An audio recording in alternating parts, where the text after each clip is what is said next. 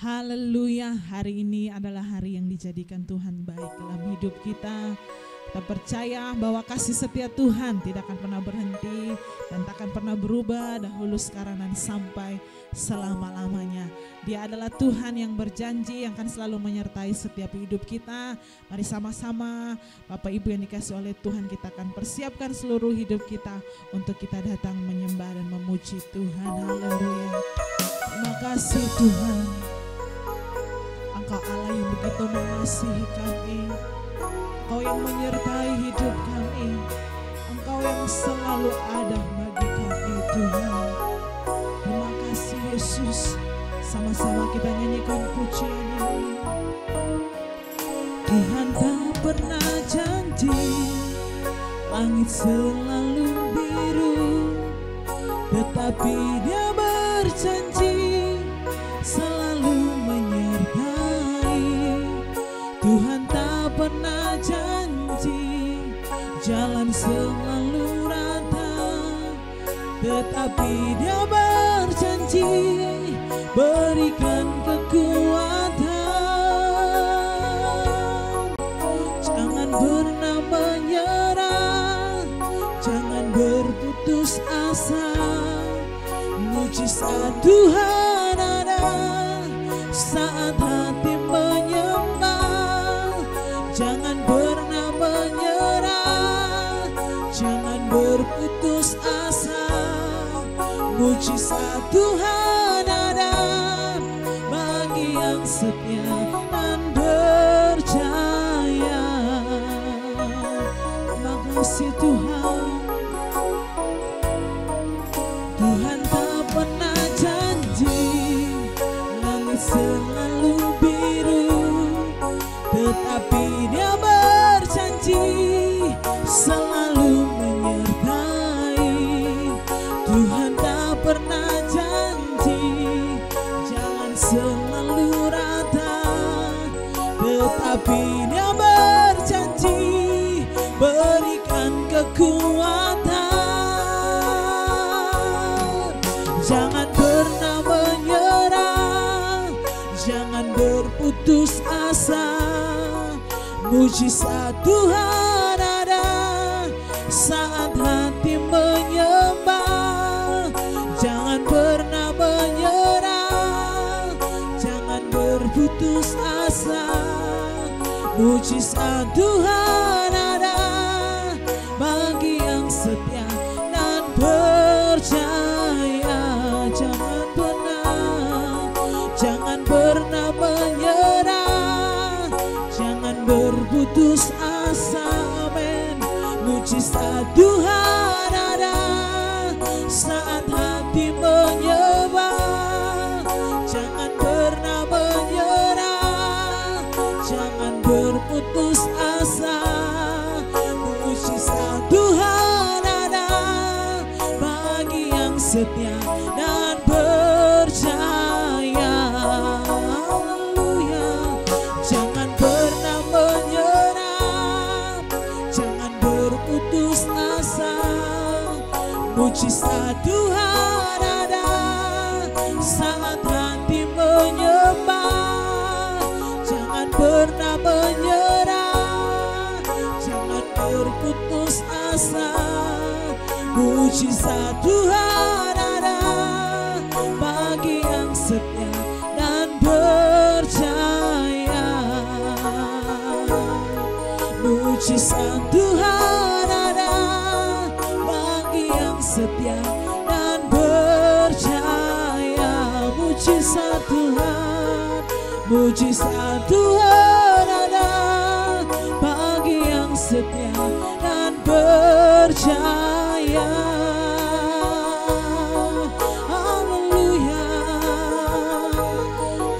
Percaya kepada janji-Mu Tuhan. Kami percaya kepada kasih dan setia-Mu. Kami percaya mujizat-Mu masih ada bagi kami. Haleluya. Engkau Tuhan yang berjanji, Engkau Tuhan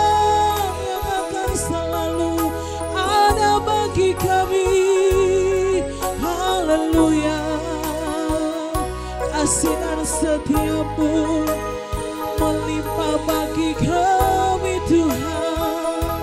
Terima kasih, haleluya. Engkau gembala kami yang baik, Engkau penolong kami yang setia, Engkau penjaga kami Tuhan. Kami percaya akan janji-Mu, kami percaya akan kasih-Mu. Kami terus melihat kebaikan dan cinta-Mu bagi kami. Engkau Tuhan yang setia, Engkau nyatakan mujizat-Mu bagi kami Tuhan. Haleluya. Terima kasih Tuhan, terima kasih Yesus. Haleluya. Terima kasih, penuhi hati kami dengan kasih-Mu, penuhi kami dengan hadirat-Mu.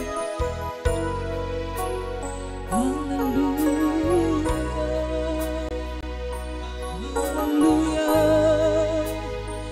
haleluya, haleluya. Di saat badai bergelora, ku akan terbang bersamamu. Bapa Engkau Raja atas semesta, ku tenang sebab Kau Allah kudus. Di saat badai bergelora, ku akan terbang bersamamu. Bapa Kau Raja atas semesta, ku tenang sebab Kau Allahku. Ku tenang sebab Kau Allahku. Ku tenang sebab Kau Allahku.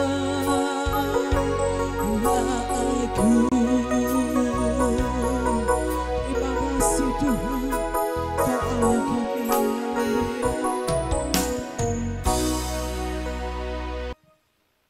Puji Tuhan Bapak Ibu yang dikasihi Tuhan Yesus Kristus, kita berjumpa lagi hari ini dalam program ibadah kita, ibadah secara online dimanapun saudara berada.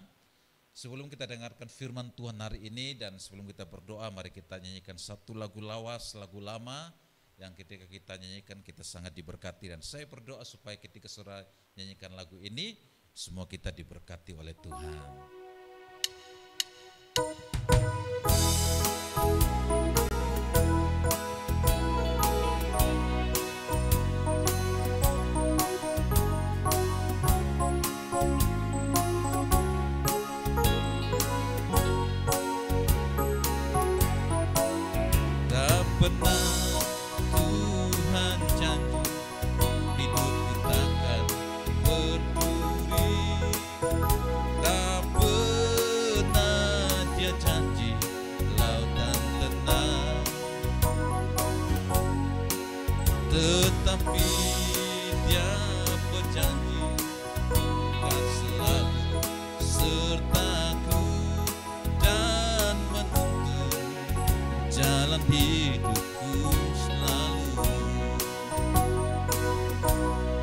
Janjinya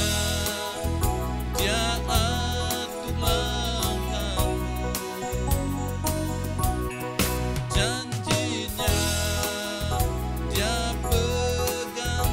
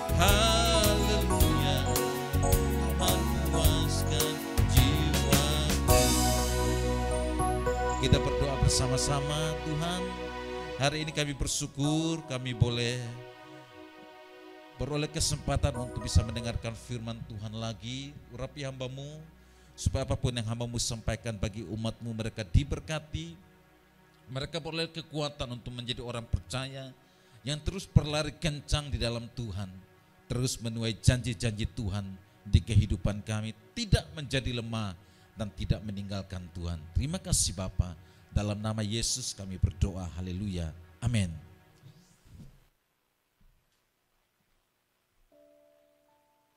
Baik Bapak Ibu yang dikasihi Tuhan Yesus Kristus, kita siapkan Alkitab kita dan kita buka bersama-sama firman Tuhan di dalam kitab 2 Petrus pasal 3 ayat yang ke-9.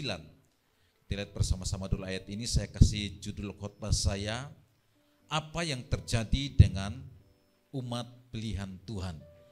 Kita lihat bersama dulu ayat ini, 2 Petrus 3 ayat yang ke-9, firman Tuhan berkata, Tuhan tidak lalai menepati janjinya, sekalipun ada orang yang menganggapnya sebagai kelalaian, tetapi ia sabar terhadap kamu, karena ia menghendaki supaya jangan ada yang binasa, melainkan semua orang berbalik dan bertobat. Bapak Ibu yang dikasihi Tuhan Yesus Kristus, ada satu pertanyaan yang seringkali timbul dalam pikiran orang percaya ketika mereka menghadapi tantangan. Jika Tuhan menjawab doa, mengapa Dia harus mengizinkan kita untuk menghadapi tantangan? Jika Tuhan menjawab doa, sanggup menjawab doa, kenapa Dia masih melihat umatnya itu mengalami yang namanya keadaan-keadaan sukar di hidup kita? Maksudnya adalah, kenapa kita itu punya Tuhan yang sanggup menjawab doa kita, tapi kenapa seringkali kita justru dihadapkan dengan masa-masa yang rumit, masa-masa yang sukar, masa-masa yang seolah-olah kita berada di ujung tanduk Tuhan kasih Tuhan. Banyak orang yang ketika sampai di titik ini, mereka mulai goncang iman mereka, goncang keyakinan mereka, mulai meragukan Tuhan, dan bahkan mulai tidak lagi berdoa karena mereka mulai meragukan apakah Tuhan sanggup menjawab doa kita. Sementara di dalam firman Tuhan kita banyak sekali menemukan ada begitu banyak catatan-catatan tentang Tuhan yang sanggup menjawab doa orang percaya, yang sanggup membuka tingkap-tingkap langit, yang sanggup mengadakan pembelaan-pembelaan yang sedemikian hebatnya bagi orang yang bergantung kepada Tuhan. Namun jangan lupa pula bahwa seperti ayat lagu yang kita nyanyikan tadi, bahwa Dia tidak pernah berjanji lautan tenang, langit selalu cerah, bahkan dinyanyikan oleh lagu oleh Kak Feby tadi tentang Tuhan tak pernah janji, Dia selalu menyertai kita. Jadi kalau kita pun ketika belajar bahwa memang Dia Tuhan yang sanggup menjawab doa, tapi juga jangan lupa bahwa Dia Tuhan yang sanggup menyertai, Dia Tuhan yang sanggup untuk membela kita di dalam segala keadaan hidup kita. Dia tetap berjanji menyertai kita. Nah, ketika kita baca ayat dalam kitab 2 Petrus pasal 3 ayat yang ke-9 tadi, bahwa Tuhan tidak lalai menepati janjinya, tetapi ada orang yang menganggapnya sebagai kelalaian. Nah, itu seringkali terjadi dalam kehidupan kita orang percaya. Karena itu hari ini saya mau ajak kita untuk mempelajari supaya kita bisa mengerti bahwa apa yang terjadi dengan hidup orang pilihan Tuhan. Saya mau sampaikan bahwa ketika Tuhan memilih kita, maka Dia bertanggung jawab atas seluruh kehidupan kita. Kita berkaca dari apa yang Tuhan buat untuk bangsa Israel.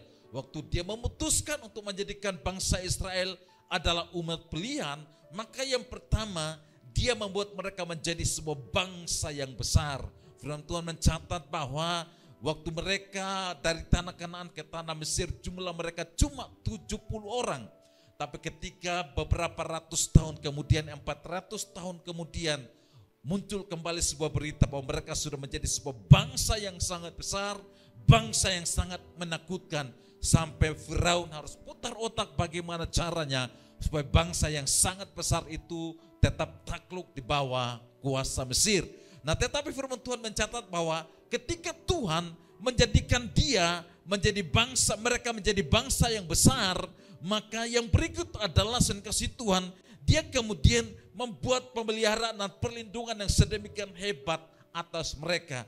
Firman Tuhan mencatat waktu Tuhan mengizinkan tulah di tanah Mesir, maka dia mengecualikan tanah Goshen, tanah di mana umat pilihan itu berada di sana.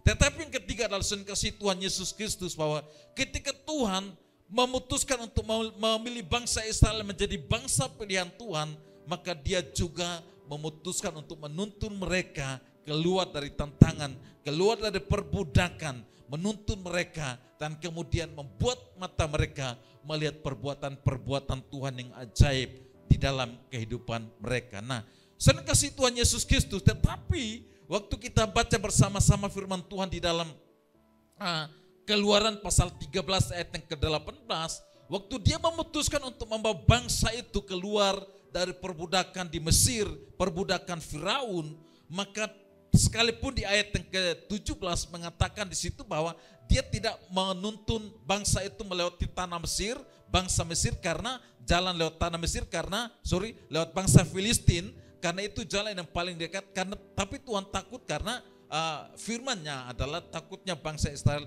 menghadapi tantangan mereka kembali ke Mesir. Tapi jangan lupa bahwa sekalipun Tuhan pilih tanah bukan tanah Filistin, tapi dia pilih berputar lewat tanah Moab dan padang gurun, itu tantangannya bukan sedikit, saudara.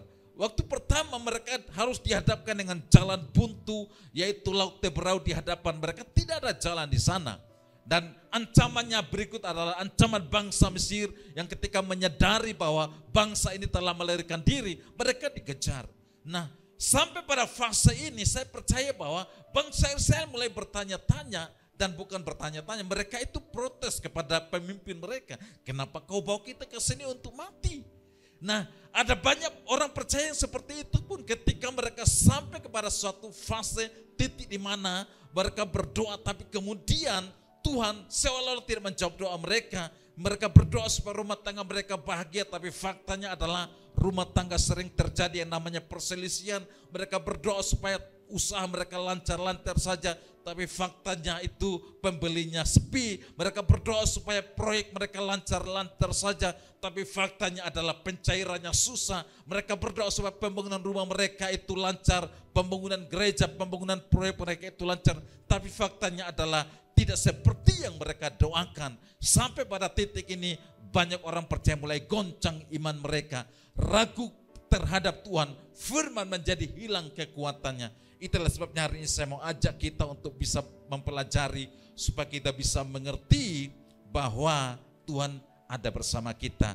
Haleluya, saya kasih Tuhan Yesus Kristus. Apa yang terjadi dengan umat pilihan Allah ketika Tuhan memutuskan untuk menjadikan mereka adalah umat pilihan?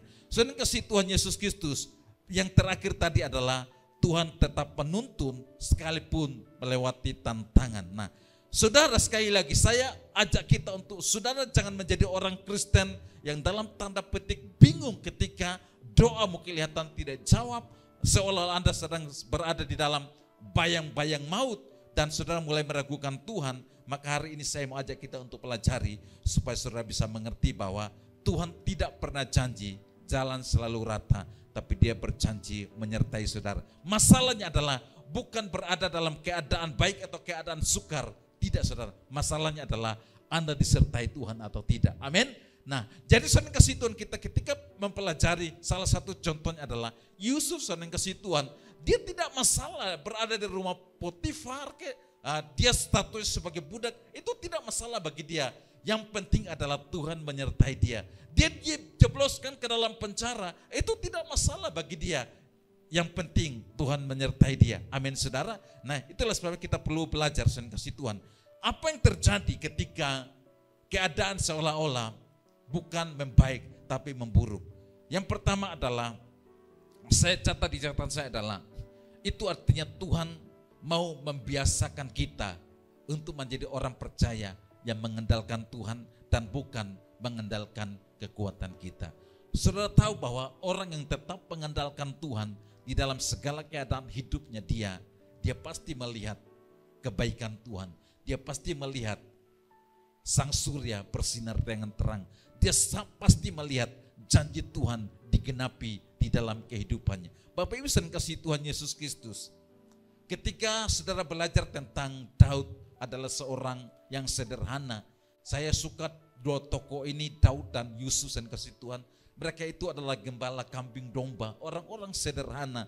Tapi ketika Tuhan memutuskan untuk memilih mereka menjadi pilihan yang akan Tuhan pakai untuk sebuah rencana besarnya, maka mereka itu tidak langsung didudukkan di atas takhta.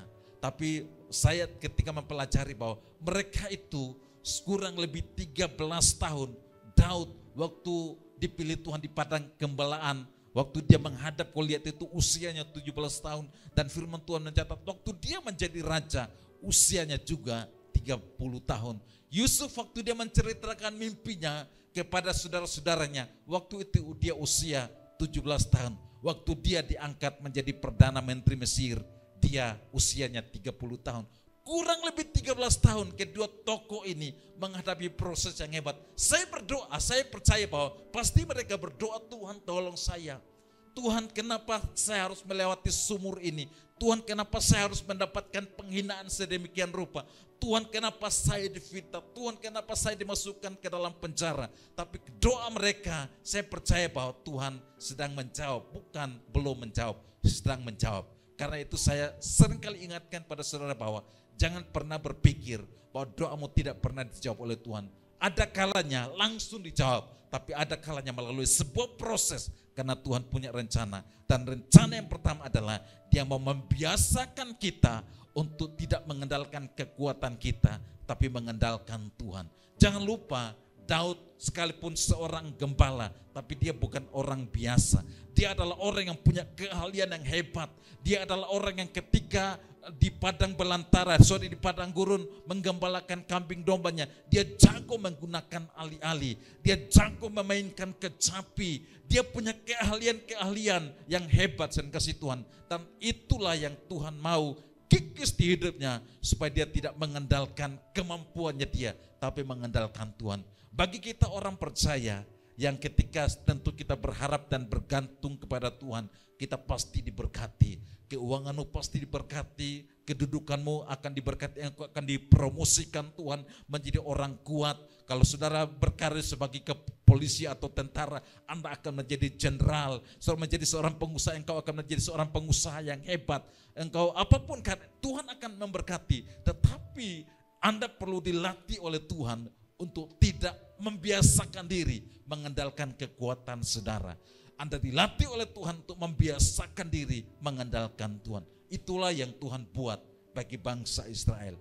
Bahwa ketika Tuhan mengizinkan mereka melewati padang gurun, melewati laut berau, melewati tantangan demi tantangan, tujuannya adalah supaya mereka melihat perbuatan Tuhan. Mereka melihat tangan Tuhan, pembelaan Tuhan di hidup mereka. Dan mereka terbiasa untuk melihat bahwa kalau Tuhan bela mereka, baru mereka menang. Kalau Tuhan angkat tangan, mereka kalah.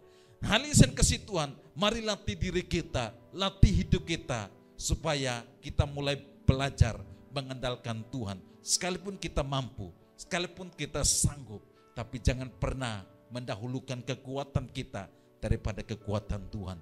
Amin saudara. Sebab saya percaya kalau itu terjadi, maka engkau tidak akan pernah goyah, karena engkau berdiri, engkau pegang kekuatan yang kokoh, yaitu Tuhan sendiri. Amin saudara. Haleluya. Tetapi yang kedua adalah kasih Tuhan. Tuhan mau supaya kita itu melihat langsung pembelaannya dalam hidup kita.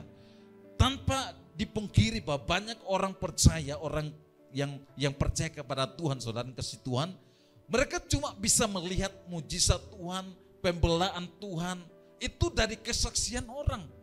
Mereka banyak yang belum pernah mengalami sendiri pertolongan Tuhan di hidup mereka. Sehingga saya kasih Tuhan, Tuhan seringkali mengizinkan tantangan, mengizinkan badai, supaya kita alami langsung apa yang Tuhan pernah buat untuk bangsa Israel, apa yang pernah Tuhan buat untuk tetangga kita yang kesaksian itu. Kita perlu mengalami sendiri. Waktu Tuhan mengizinkan Ayub menghadapi tantangan yang begitu hebat, dan Ayub tetap berdiri kokoh, tetap bergantung pada Tuhan, tetap memandang kepada Tuhan, tetap setia kepada Tuhan. Pada akhirnya dia berkata bahwa dari kata orang, Aku dengar tentang Tuhan, tapi sekarang mataku sendiri memandang Tuhan. Waktu Tuhan memulihkan keadaannya dia diberkati berkali-kali lipat dari keadaannya sebelumnya. Maka dia berkata, dulu saya dengar dari apa kata orang, hari ini mata saya memandang sendiri. Jadi sering kasih Tuhan Yesus Kristus, ketika Tuhan seolah-olah mengizinkan saudara untuk menghadapi tantangan masa sukar, masa yang rumit, maka itu siap-siaplah untuk melihat dengan matamu sendiri mujizat dan pembelaan Tuhan di hidup saudara. Amin, saudara yang kasih Tuhan. Tetapi yang terakhir adalah saudara kasih Tuhan, ada satu rencana besar Tuhan di balik daripada masalah masa sukar yang saudara hadapi adalah Tuhan mau supaya musuh-musuh kita pun melihat siapa yang menyertai kita. Amin, saudara. Apa manfaatnya? Apa tujuannya? Supaya mereka mengakui bahwa Tuhan Israel adalah Tuhan yang hebat. Supaya mereka mengakui bahwa yang menyertai saudara dan saya adalah Tuhan yang bukan Tuhan yang sembarangan. Tuhan yang hebat, yang perkasa, pahlawan perang kita, yang sanggup, haleluya, mengalahkan kekuatan apapun, yang sanggup mengadakan mujizat, yang sanggup untuk menolong kita dalam keadaan apapun juga. Sering kasih dalam Tuhan Yesus Kristus, waktu Tuhan mengizinkan bangsa Israel melewati Laut Teberau. Yang pertama, bangsa Israel melihat waktu Musa angkat tongkat dan kemudian air lautnya terbelah. Saya percaya bahwa bangsa itu bersuka cita karena mereka melihat campur tangan Tuhan yang hebat terjadi di hidup mereka. Tetapi kemudian Firaun bersama bangsanya, mereka datang dan kemudian mereka lihat sendiri bangsa itu berjalan melewati tanah kering di tengah-tengah laut. Mereka coba-coba mau lewat, ternyata tidak bisa. Sampai di tengah-tengah air lautnya balik dan mereka binasa. 10 tulah di Mesir, sen kasih Tuhan. Sebetulnya itu hanya sebuah pembuktian kepada Firaun dan Mesir bahwa pembelaan Tuhan terhadap bangsa Israel tidak main-main. Hari ini sama kasih tahu saudara bahwa ketika Tuhan mengizinkan saudara hadapi masalah, Tuhan sedang mempersiapkan sebuah rencana besar. Dia mau kasih tunjuk musuhmu, dia mau kasih tunjuk orang-orang yang membenci engkau, dia mau kasih tunjuk orang-orang berusaha untuk menjatuhkan engkau, bahwa engkau disertai oleh Tuhan yang besar, engkau disertai oleh tangan yang kuat. Karena itu tetaplah bergantung dan berharap kepada Tuhan. Di Mesir saran kasih Tuhan buat. Tapi di Babilonia, di Babel, Tuhan pun buat dengan Sadrak, Mesak dan Abednego. Tuhan buat dengan Daniel. Apakah Tuhan tidak sanggup untuk memadamkan api yang dipanaskan, yang mau dipakai untuk menghanguskan Sadrak, Mesak dan Abednego? Tuhan bisa, tapi Tuhan izinkan mereka masuk ke dalam api itu, bahkan dipanaskan 7 kali lipat, ancamannya besar. Tapi mereka berkata bahwa kalau Tuhan yang kami sembah tidak sanggup melepaskan kami dari tanganku ya Raja, baru Raja bisa boleh bangga. Intinya seperti itu ya, bahwa kami punya Tuhan yang lemah. Tapi waktu mereka dilemparkan, maka firman Tuhan mencatat, Raja melihat dengan mata mereka sendiri. Orang Kupang bilang, orang Sumba bilang, dia lihat dengan mata kepala sendiri bahwa Tuhan itu bersama-sama dengan mereka. Waktu Sadrak, Mesak dan Abednego dilemparkan ke dalam perapian yang menyala-nyala, Raja kaget. Dia bangun dari tempat duduknya. Tadi kamu tidak salah lempar kah? Jangan sampai kamu lempar lebih 1 orang. Yang terlempar ke dalam mungkin orang-orang kita, kenapa 3 orang sekarang jadi 4 orang? Dan kemudian saat itulah Tuhan menyatakan kemuliaannya. Sadrak, Mesak dan Abednego keluar dari api itu seolah-olah tidak ada api, disertai oleh Tuhan yang besar.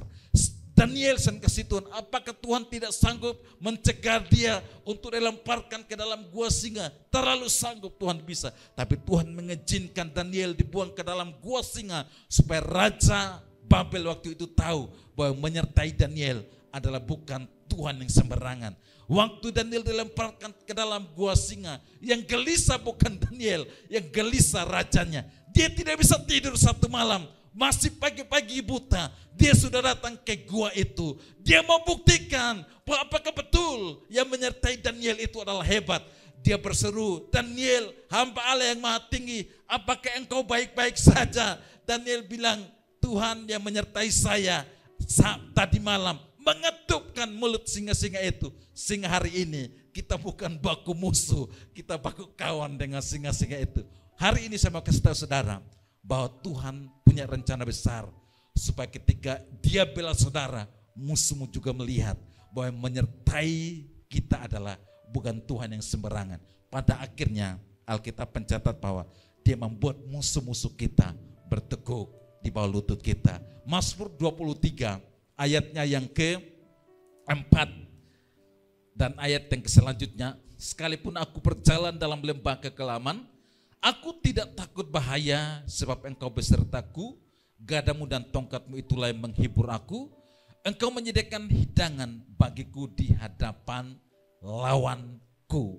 Saudara kasih dalam Tuhan Yesus Kristus, jika engkau bergantung pada Tuhan, maka pada akhirnya lawan-lawanmu akan datang bertekuk lutut di hadapanmu. Tapi juga mereka mengakui bahwa Tuhan yang engkau sembah adalah Tuhan yang hebat, Tuhan yang keren, dan mereka datang kepada engkau. Saudara yang kasih dalam Tuhan Yesus Kristus, yang terakhir yang mau saya ceritakan adalah tentang Ester. Waktu mereka berada di pembuangan dan mereka dihadapkan dengan ancaman bangsa mereka mau dimusnahkan oleh Haman. Bapak Ibu sedang kasih Tuhan, terjadilah namanya pembelaan Tuhan yang hebat. Dan bukan hanya Raja Darius dan Raja Ahasuerus yang melihat Tuhan yang mereka sembah adalah Tuhan yang hebat. Firman Tuhan mencatat juga bahwa banyak di antara rakyat negeri itu memilih untuk menganut kepercayaan Ester. Kenapa? Mereka melihat pembelaan Tuhan itu hebat atas mereka. Hari ini sedang kasih Tuhan Yesus Kristus, masih ragu ke saudara dan saya punya Tuhan yang hebat?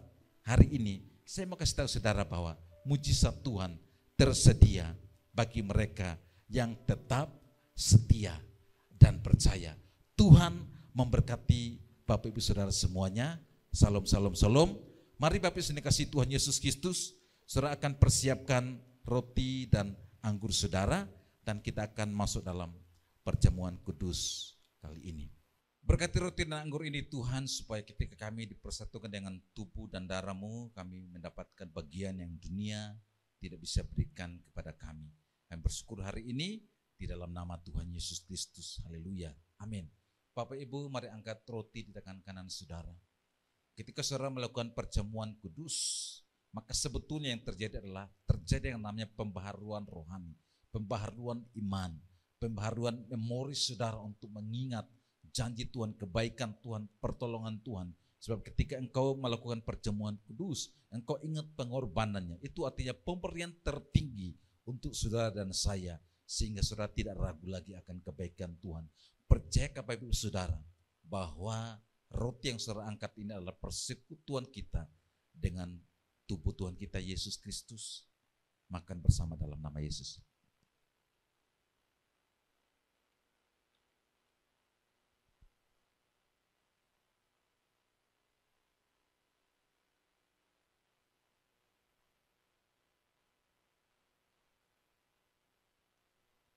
Mari angkat cawan di tangan kanan saudara. Bapak Ibu yang dikasihi Tuhan Yesus Kristus, darah bicara tentang pentahiran dari dosa-dosa kita. Darah juga bicara tentang perlindungan Tuhan yang sempurna. Karena itu saudara kasih Tuhan, ketika saudara dipersatukan dengan darah Tuhan Yesus Kristus, maka darahnya mengalir dalam hidupmu, ada perlindunganmu, ada pengampunan dosa.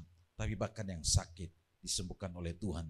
Percaya Bapak Ibu saudara bahwa cawan yang saudara angkat ini, anggur yang saudara angkat ini adalah persekutuan kita dengan darah Tuhan kita Yesus Kristus. Minum bersama-sama dalam nama Yesus Tuhan.